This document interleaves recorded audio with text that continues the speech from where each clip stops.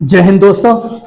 आपका अमर vision class में हम स्वागत करते हैं और हमेशा की तरह फिर आज एक नया अधिनियम लेकर के आए हैं और पूरी कोशिश और पूरे जोश के साथ आए हैं कि आपको ये रट जाए पूरी तरीके से। तो कौन सा अधिनियम होगा?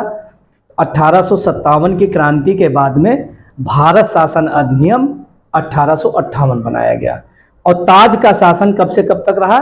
तो 1858 से 1947 तक ताज का शासन रहा। तो इसी के अकॉर्डिंग हम लोग चलते हैं। तो 1857 की क्रांति के बाद में इस विद्रोह के बाद क्या हुआ? 1857 की जो क्रांति हुई, इस विद्रोह से जो है ईस्ट इंडिया कंपनी की इमेज को बहुत बड़ा धक्का लगा और उस समय भारत का गवर्नर जनरल कौन था? लॉर्ड कैनिंग थे। ठीक, तो ताज का शासन कार्यकाल उसका कितना है? 1858 से लेकर के 1947 तक। ठीक, तो आइए समझते हैं। इसके 2-4-5 पॉइंट इंपॉर्टेंट है, हम लोग देखते हैं, याद करते हैं इसको। तो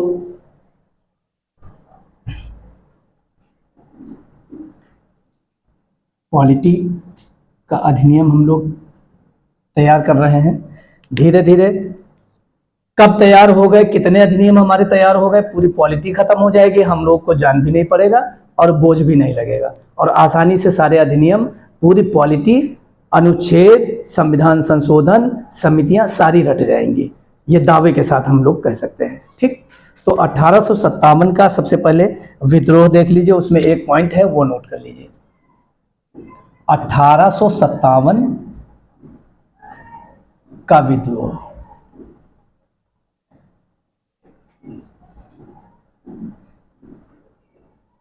इसी के बाद में हम लोग पढ़ेंगे भारत शासन अधिनियम 1858।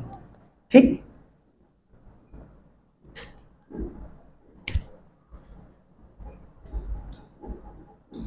इस विद्रोह से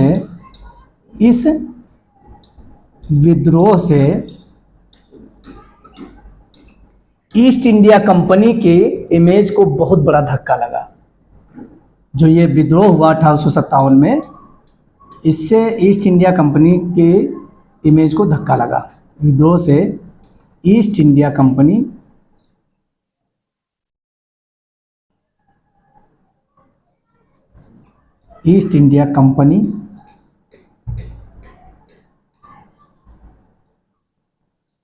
की इमेज को धक्का लगा। इमेज को धक्का लगा, धक्का मतलब उनको दुख हुआ, मतलब दुख हुआ जब कोई आदमी किसी चीज हार हो जाती है किसी की, तो वो एक धक्का ही लगता है। उस तरीके से ये यहाँ लिख रहे हैं हम कि कंपनी की इमेज को धक्का लगा। धक्का लगा या झटका लगा, ये भी बोल सकते हैं, धक्का लगा। और इस टाइम जब 1857 का विद्रोह हुआ, उस समय भारत का गवर्नर जनरल कौन था? तो वो थे लॉर्ड कैनिंग साहब। इस समय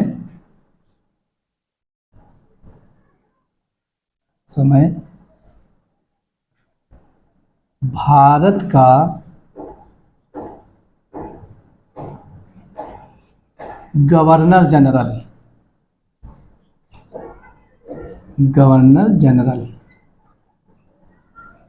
लॉर्ड कैनिंग था। लॉर्ड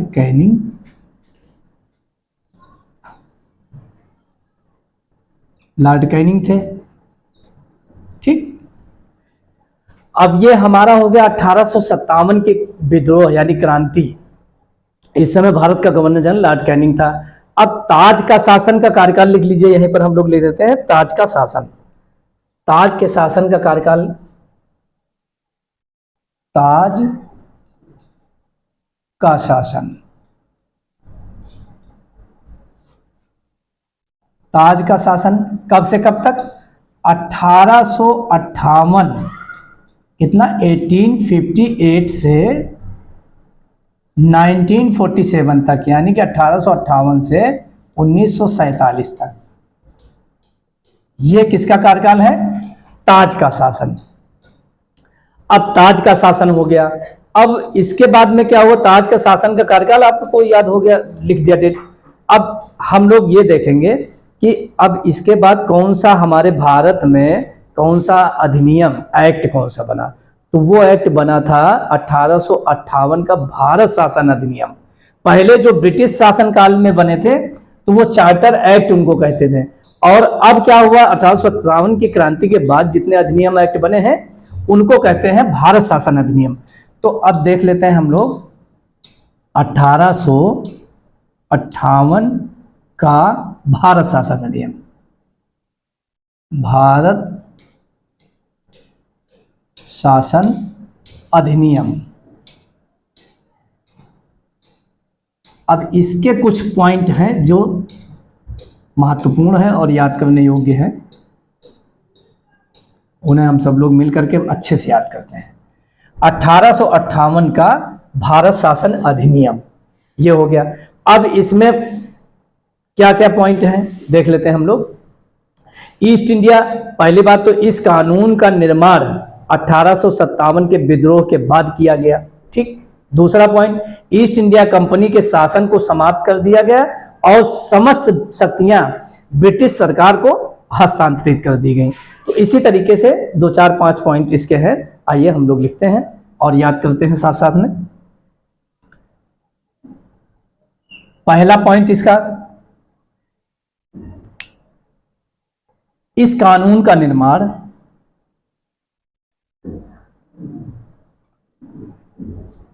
एक मिनट,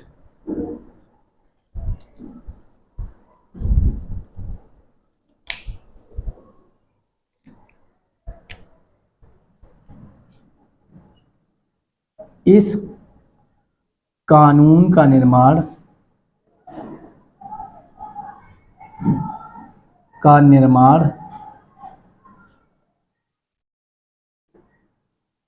निर्माण 1857 की क्रांति के बाद किया गया। कब किया गया? 1857 की क्रांति या विद्रोह के बाद में किया गया। क्रांति के बाद किया गया,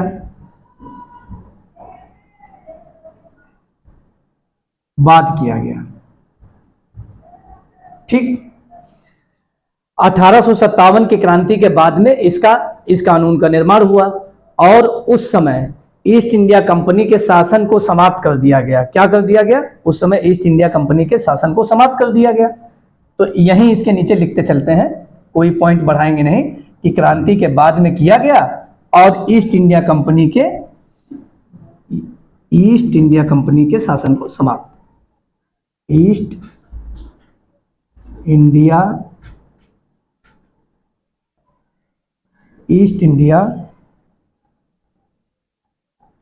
कंपनी के शासन को समाप्त कर दिया गया। ये एक पॉइंट आपका हो गया, ठीक। समाप्त कर दिया गया, समाप्त कर दिया गया, समाप्त कर दिया गया, ठीक। और क्या किया गया इसमें कि जो भी समस्त शक्तियां थी वो ब्रिटिश सरकार को हस्तांतरित कर दी गई। यानी कि जो शक्तियां थी वो किसे दे दी गई? ब्रिटिश सरकार को। तो ब्रिटिश सरकार को हम लोगों ने इसको यहां पर एक पॉइंट लिख लेते हैं कि समस्त शक्तियां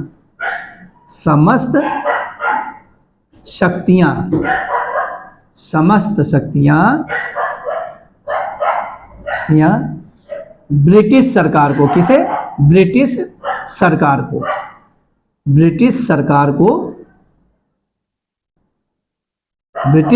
को समाप्त कर दी गई। ब्रिटिश सरकार को समाप्त कर दी गई, समस्त शक्तियां ब्रिटिश सरकार को हस्तांतरित कर दी गई। समाप्त नहीं, हस्तांतरित। कुत्ते बहुत भौंक रहे हैं भाई आज। वो हस्तांतरित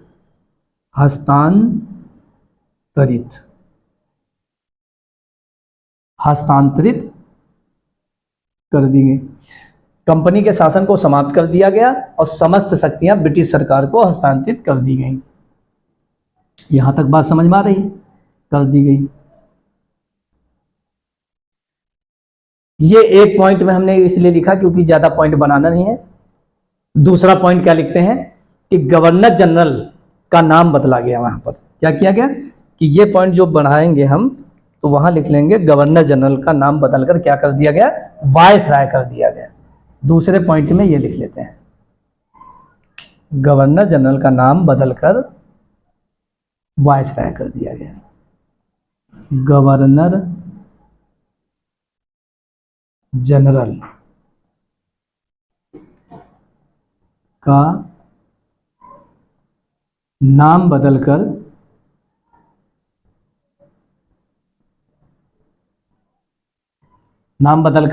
क्या कर दिया गया, वायसराय कर दिया गया। ये वायसराय कर दिया गया। ठीक,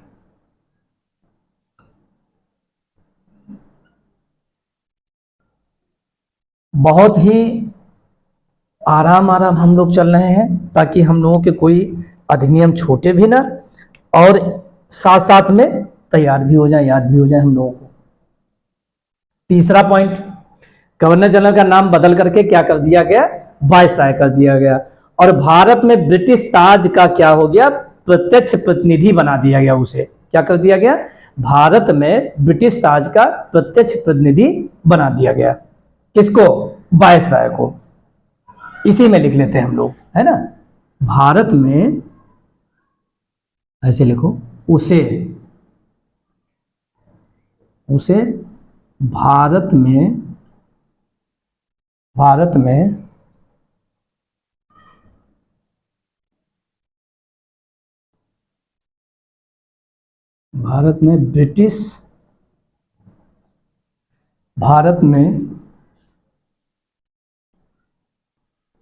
ब्रिटिश ताज का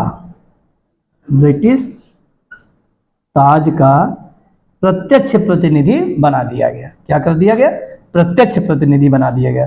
ब्रिटिश ताज का प्रत्यक्ष प्रतिनिधि बना दिया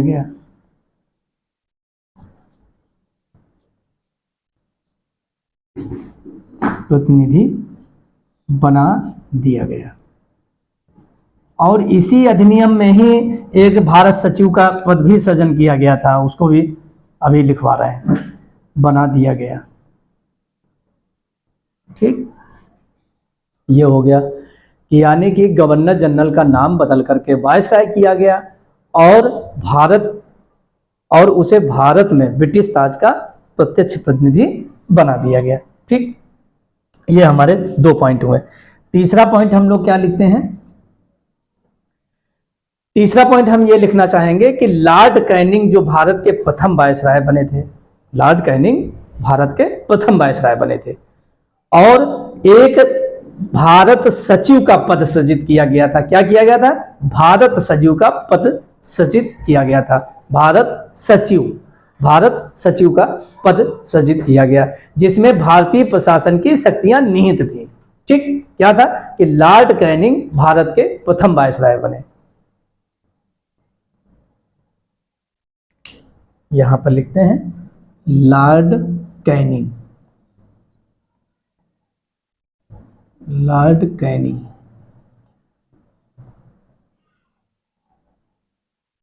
भारत के प्रथम वायसराय बने। देखिए यहां पर जो ये विद्रोह था 1857 में, लॉर्ड कैनिंग ही गवर्नर जनरल थे और यहाँ ये 1858 का भारत शासन अधिनियम है। तो यहीं पर लॉर्ड कैनिंग को क्या किया गया, भारत के प्रथम वायसराय बने, क्योंकि यहाँ पे बदल दिया गया ना, गवर्नर जनरल का नाम बदलकर वायसराय कर दिया गया, इसलिए लॉर्ड कैनिंग ही भारत के प्रथम वायसराय बने। वायसराय, लॉर्ड कैनिंग भारत के प्रथम वायसराय बने। ठीक, इतनी बात समझ में आ गई। बने और नए पद एक नए पद भारत सचिव का सृजन किया गया। एक नए पद, इसी में लिख लेते हैं, एक नए पद भारत सचिव का, किसका? भारत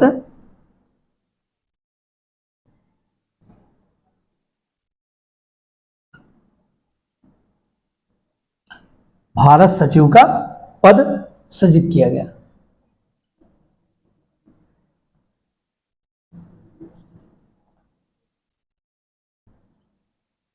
सृजित किया गया, क्योंकि इस जो ये पद सृजित किया गया, इसमें भारतीय प्रशासन की शक्तियां निहित थी। इसी जो भारत सचिव है, सृजित किया गया, अभी लिखवा रहे हैं, ठीक। पद को सृजित किया गया भारत सचिव के। हमारे पास जगह नहीं है, इतना आप लोग स्क्रीनशॉट ले लें, फिर आगे हम अगले पॉइंट पे चलते हैं, ठीक। मिटा देते हैं।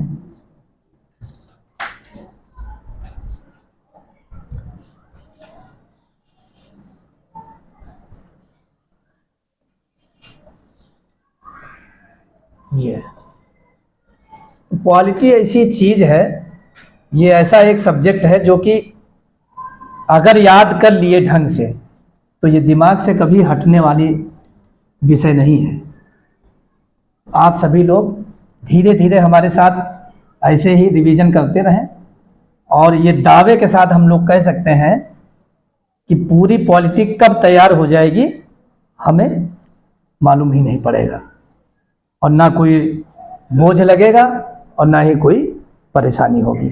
तो आइए अगला पॉइंट सीखते हैं हम लोग। 3 पॉइंट हमारे हो गए थे शायद। चौथा पॉइंट कौन सा है? जो नया पद भारत सचिव का पद हमने सृजित किया था, तो उसमें क्या था कि भारतीय प्रशासन की शक्तियां उसी में निहित थी। किसमें? भारत सचिव में। तो ये पॉइंट यहां लिख लेते हैं हम लोग। क्या था कि भारत सचिव में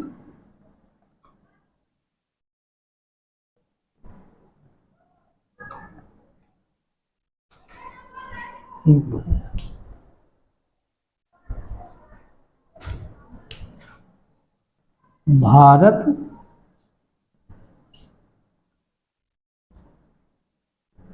सचिव में, भारत सचिव में क्या था? भारतीय प्रशासन की शक्तियां निहित थी। भारत सचिव में भारतीय प्रशासन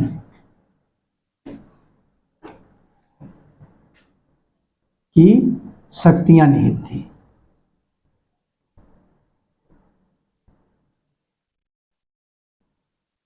निहित थी, निहित का मतलब समझ रहे हैं? मतलब उसमें निहित मतलब विद्यमान, उसी में थी, उनके अंदर वो शक्तियां थी कि भारतीय प्रशासन के किसमें? भारत सचिव के अंदर। एक तो ये हमारा पॉइंट हो गया, ठीक। क्या हुआ कि जो सचिव था उसमें एक नए पद सृजन हुआ सचिव का, और उसी में भारतीय प्रशासन की शक्तियां निहित थी। और यह भारत सचिव ब्रिटिश कैबिनेट का क्या था? एक सदस्य था। क्या था? ब्रिटिश कैबिनेट का एक सदस्य था। इसी में बढ़ा लो, भारत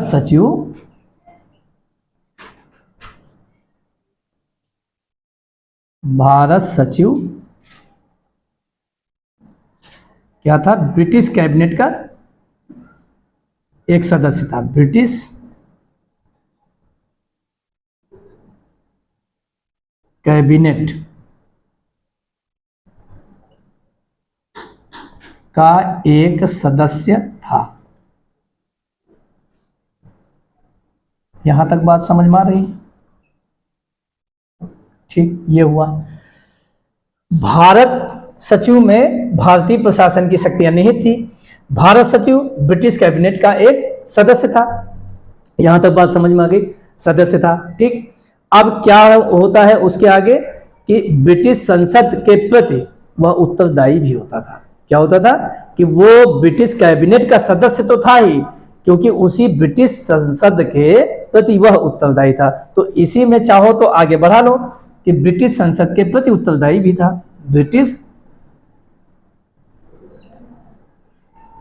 ब्रिटिश संसद, और आप संसद में दा में हलंत जरूर लगाएंगे।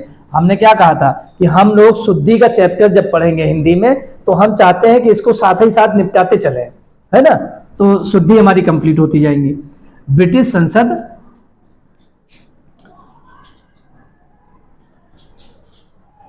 शुद्धि निपटाने का मतलब यही है कि हम ये चाहते हैं कि हिंदी का एक चैप्टर है, आरओ एआरओ में बहुत उसका बहुत बड़ा योगदान है कि अगर 10 क्वेश्चन आते हैं वाक्य शुद्धि और शुद्ध शब्द, तो उसको अगर ध्यान में नहीं रखेंगे तो समझ लेना कि जो है आरओ निकलना मुश्किल हो जाएगा, क्योंकि हिंदी 60 नंबर की आती है आरओ में। ठीक, तो हिंदी मजबूत करना है। तो ब्रिटिश संसद के पद क्या था, हम लोग यहां थे संसद के प्रति उत्तरदायी था, के प्रति उत्तरदायी था।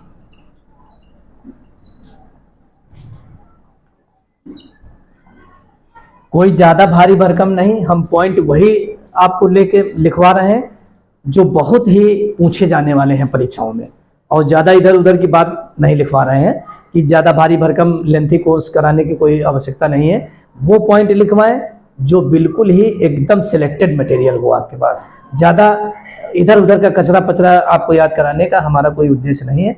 हमारा उद्देश्य एक ही है कि आपको परीक्षा में सफल होना, सफल कराना, बस यही मेरा मेन उद्देश्य है।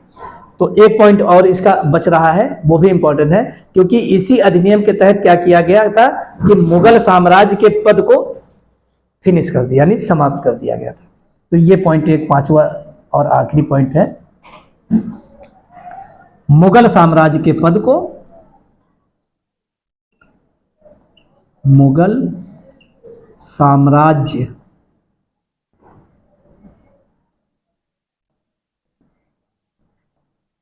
के पद को समाप्त कर दिया गया।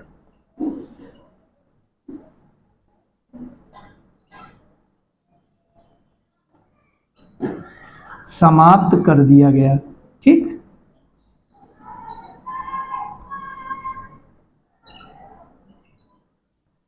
ये हुआ। अब हम लोग एक बार इसकी रीडिंग लगा लेते हैं, समझते हैं इसको, क्योंकि पहले के पॉइंट हम लिखवा ही चुके हैं, लेकिन जितना बचा है इस बोर्ड पे देखिए। 1857 का विद्रोह क्या हुआ, इस विद्रोह से ईस्ट इंडिया कंपनी की इमेज को धक्का लगा। इस समय भारत का गवर्नर जनरल कौन था, तो लॉर्ड कैनिंग थे, ठीक। ताज का शासन कितना कार्यकाल है, कितना, 1858 से 1947 तक। फिर 1858 का भारत शासन अधिनियम बना, और ये कब बना कि जब 1857 की क्रांति हुई, तो उसी के बाद में ये भारत शासन अधिनियम 1858 बना। और ये जो है भारत का जो पहले गवर्नर जनरल थे वो कौन थे, लॉर्ड कैनिंग थे, यहां देखिए। और फिर यहीं पर गवर्नर जनरल का नाम बदलकर क्या कर दिया गया कि वायसराय कर दिया गया था, ठीक। अब लास्ट में हम लोग पढ़े थे कि इसी अधिनियम के तहत ही एक भारत सचिव का पद सृजित किया गया था। किसका, भारत सचिव। तो भारत सचिव का पद सृजित किया गया। तो अब उसके बाद का क्या है कि भारत सचिव में भारतीय प्रशासन की शक्तियां निहित थी, ठीक। और भारत सचिव ब्रिटिश कैबिनेट का एक सदस्य था, ठीक। यहां तक बात समझ में आई। अब ब्रिटिश संसद के प्रति उत्तरदायी भी था वो, ठीक। और सबसे मेन जो पूछा जाने वाला है, ये बहुत ही हमारे हिसाब से बहुत इंपॉर्टेंट है, क्या है, मुगल साम्राज्य के पद को समाप्त कर दिया गया। क्योंकि परीक्षाओं में ऐसे पूछते हैं कि मुगल साम्राज्य के पद को किस अधिनियम के तहत समाप्त किया गया, तो आप बताएंगे कि 1858 के भारत शासन के अधिनियम के तहत मुगल साम्राज्य के पद को समाप्त कर दिया गया। आज की क्लास हम यहीं समाप्त करते हैं। जय हिंद, जय भारत।